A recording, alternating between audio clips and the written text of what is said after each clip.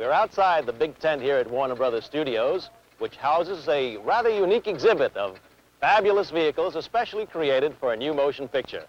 Blake Edwards, The Great Race. My name is Army Archerd, and as a Hollywood columnist, I'm accustomed to the glamour and showmanship which goes into the production of a major motion picture. But there's a first time for everything.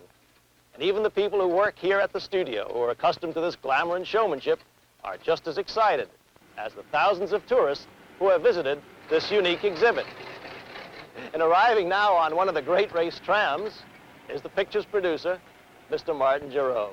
Hello, Martin. Army, glad to see you. First, would you please tell us what is the Great Race?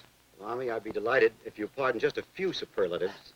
The Great Race is the wildest, funniest, most expensive automobile race ever put on film and takes us from New York across the world to Paris. Well, as a producer, I think you're entitled to a few superlatives. No more than 3.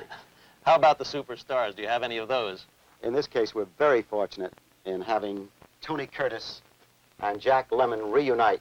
And the fair damsel. And then we're joined by Natalie Wood. What does she play? She plays a newspaper reporter who intends to beat both of them at their own game, the automobile race. Well, any beat that Natalie Wood's covering, we'd like to join her. And talking about joining, may we join you now in this tent to see some of these vehicles we talked about? I'd be delighted. Thank you. Let's go. Well, Marty, I see by the sign that this is Leslie's subsonic speedboat.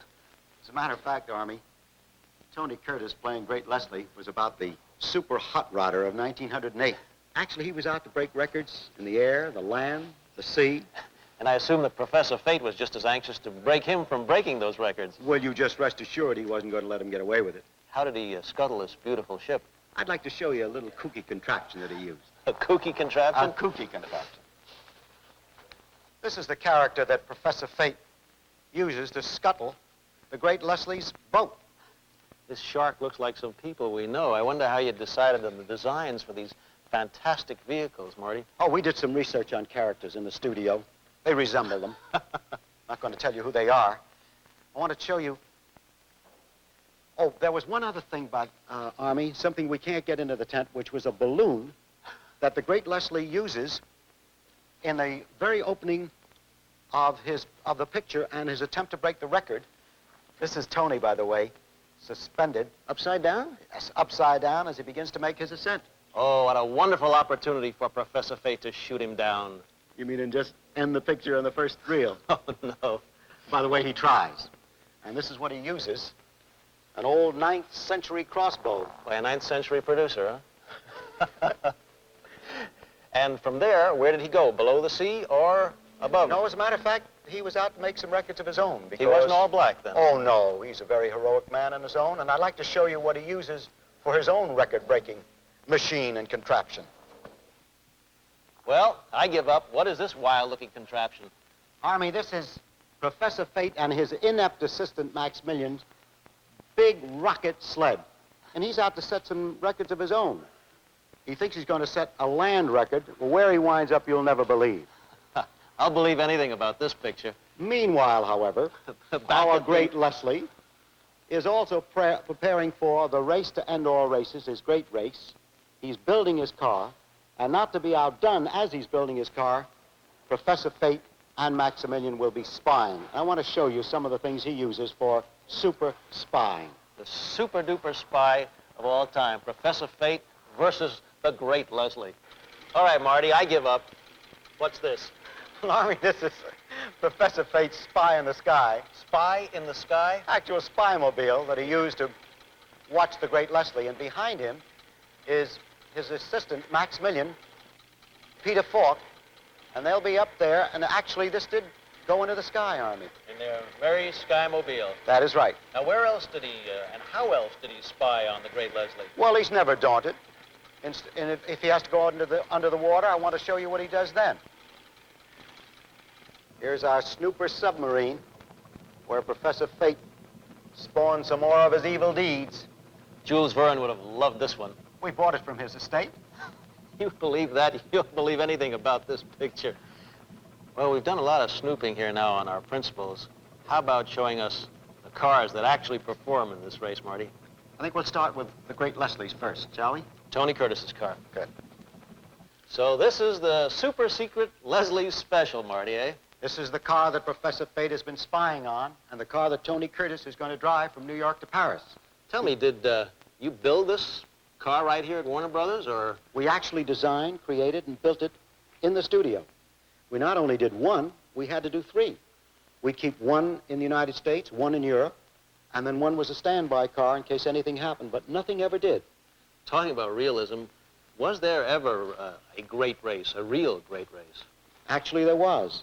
About 1908, 1909, and an American car, the Thomas Flyer, won the race. It took 6 months for the race. 6 months for the race. And 4 years for us to do the picture.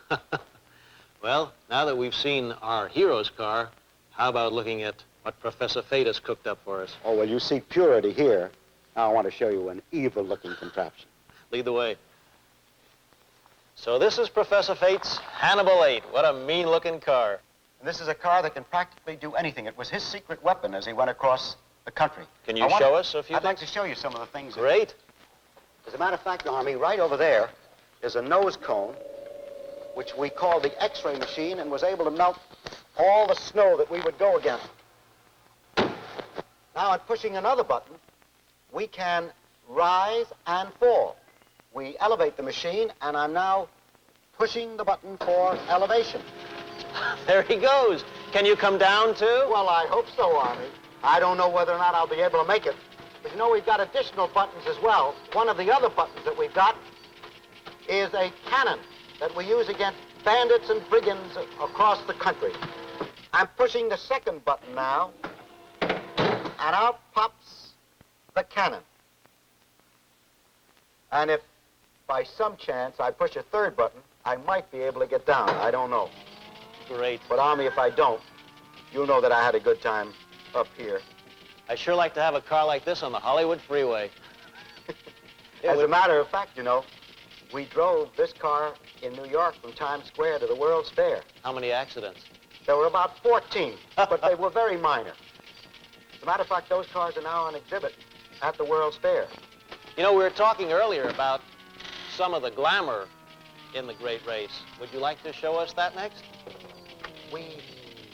We actually had about 35 or 40 costumes prepared for Natalie Wood, and Edith Head, one of the foremost designers, did that, and I'd like to show you some of them, if I may. Indeed.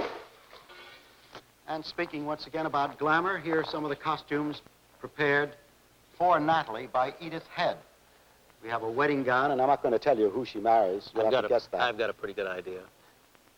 And what's this costume? This is the costume she wears as the reporter on the Sentinel. They must have been better paid in those days, I'm sure. 2 or 3 times as much, I'm sure. And I have a pretty good idea what this is. I don't think you have to go into any details. But I'd sure like to see what these costumes look like when they're filled out by... This is a little bunny corset. A bunny corset. I think you'd have to see the picture. But I've got something here to show you. That's more like it. And when you see the picture, you'll see much more. Well... And by the way, thousands of other costumes that were made were done by Don Feld, doing them for Jack Lemmon, Tony Curtis, and the rest of the stars. Well, Marty, I think it's very appropriate that we end our tour here on a glamorous note of the great race. We've been talking about so much excitement in the picture and the great expense. By the way, talking about the great expense, the picture is listed as having cost $12 million. Is that a great exaggeration? It's just about a few dollars here or there. Well, that's a lot of money, and I'm sure it must be a lot of picture. When you take the time, and we spent that amount of time in production, the actual shooting, the traveling, the thousands of people we used both in the United States, Vienna, Salzburg, and Paris, traveling, hotel, that begins to mount. I'm convinced it sounds like $12 million. We want to thank you so very much for taking us on this tour of the exhibit here at Warner Brothers Studios for the great race. And we hope that our friends have enjoyed making the tour as much as we have with you. It's a wonderful privilege for me, Army. Thank you you so much. Thank you very much, Mr. Martin Giroux, the producer of Blake Edwards' The Great Race. And this is Army Archerd thanking you for making this tour with us.